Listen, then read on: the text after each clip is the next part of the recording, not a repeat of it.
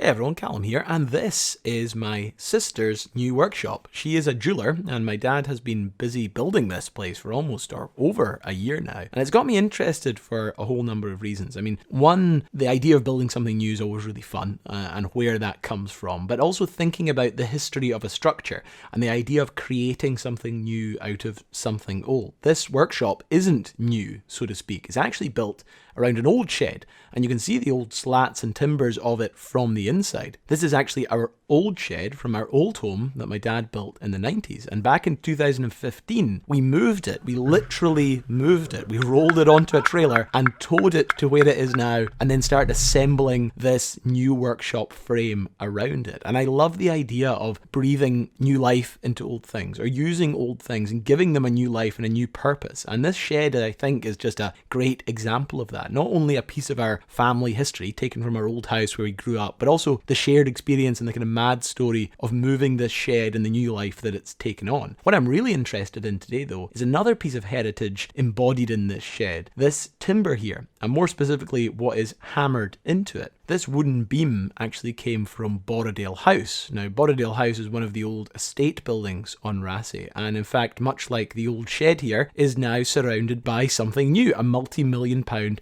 Scotch whisky distillery. And at some point, like any build on Raasay, the discarded, unwanted materials from the renovation sort of found new homes around the island as people picked them up and took them away. And a large amount of old beams and wood from that renovation ended up, well, one underneath the patio that I built next to my caravan, but one of them ended up here as kind of pride of place above the entranceway to the workshop. Not because it's anything special, more just because it's a good, functional, strong piece of wood. And what I'm actually interested in is the little things embedded into the wood, the nails.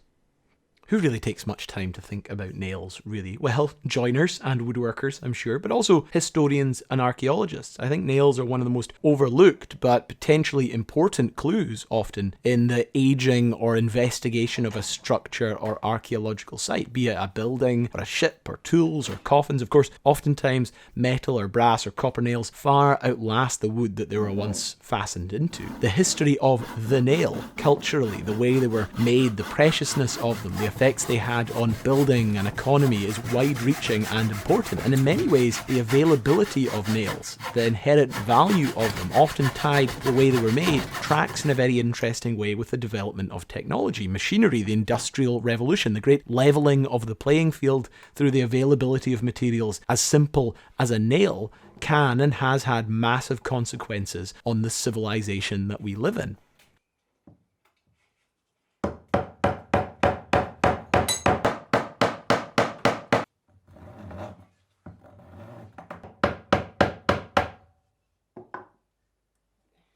So this is an offcut from the end of that beam, and embedded in it is a nail, and I'm extracting it here, and it is coming out of the wood for the first time in well over 100 years, almost closer to 200 years. In fact, it was hammered into this piece of wood back when the building was probably first constructed, and that would have been in around 1877, something like that. It was a different century, a completely different world, and this nail represented a relatively new technological advancement in the nail, the biggest leap it had actually taken in thousands of years.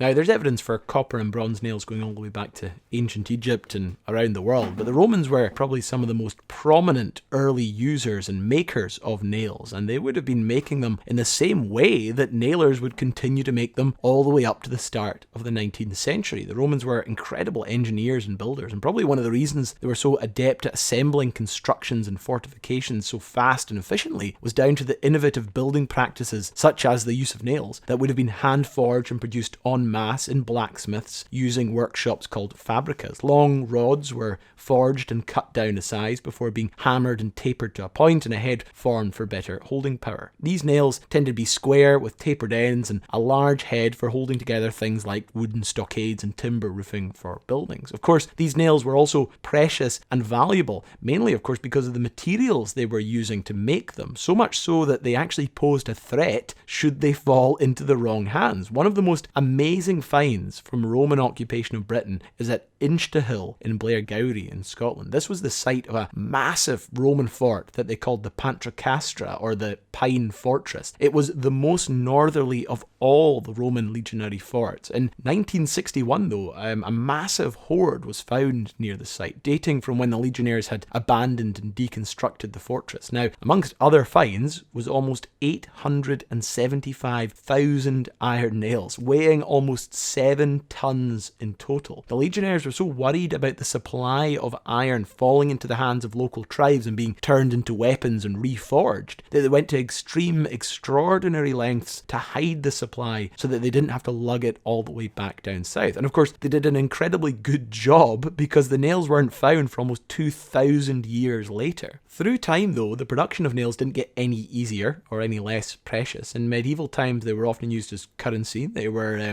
usually produced by nailers, like I mentioned, small workshops that forged and cut and shaped the nails by hand, much like the Roman blacksmiths had done in the past. In the 1700s, nails were such a valuable, scarce commodity that in the American colonies prior to the Revolution, most families would manufacture them at home. Thomas Jefferson, in a 1795 letter, wrote, "In our private pursuits, it is a great advantage that every honest employment is deemed honourable. I myself am a nail maker." Many old homes and buildings during this time were actually burnt down so that the nails could be retrieved from the ashes. In Virginia, a law was even created to stop people from burning their houses down when they moved because it was becoming such a problem. As we approach Victorian times, though, the Industrial Revolution brought about so many changes to the way that our society functions, and things like nails went through a rapid technological development. The first innovation was slitting mills, which simplified the production of nail rods and reduced the production times. This is where our cut nail that we have here comes in. As you can see, this is a flooring nail probably, or a brad, and they have this little L-shaped head and are normally used for nailing floorboards and joists and the like together. These are very tough nails, actually. They have a much better hold and grip than that of a modern nail, and that's why you actually still get them today. I've got a whole tin of them here in my workshop. But this process of making them, the cut nails, was the thing that was so revolutionary. Joseph Dyer was one of the first people to patent and develop a process of making these kinds of nails in the late 1700s, using machinery that cut them from strips of metal. His factory in Birmingham was one of the first to usher in a new age of nail making, instantly outpacing the traditional hand-forged nail that had survived relatively unchanged for thousands of years. The future was here, and although it might not look very fancy to us, it looked a little bit like this. The huge leap in the ability to quickly produce nails meant that the cost went down and the availability of them went way up. And of course, more complex builds that required more nails became much easier to justify and develop. Things like balloon framing became a lot more popular, and they did so only through the better availability of things like nails for fastening. And everything from ship construction to barn building changed as a result. Nowadays, like I mentioned, some specific nails, such as these flooring nails, are still cut, and some are actually still hand forged. However, wire nails are king. Probably as well the invention that really brought the nail to the people. These are much more easily cut, shaped and formed. They're more consistent, they're cheaper. You can galvanize them and make them in a variety of different ways, and you can completely automate the process and allow the production of nails in their millions, where only hundreds or thousands could have been produced before. By World War I, over 90% of all nails produced were wire nails. They had gone from arduously constructed hand-forged nails to more easily produced cut nails, and then finally the mass-produced wire nail that turned them from a rare and precious commodity into a mass-produced essential of any build. So yeah, maybe not the most interesting or fascinating subject, but very important. And just looking at this nail that has sat in this beam holding a floorboard in since Queen Victoria took the throne, it's funny to just think how much the world has changed around it and how much the rapid changes this process, these fasteners, went through in our society and the way that it actually changed so much of the world around us in just a few generations. The joiner that hammered this in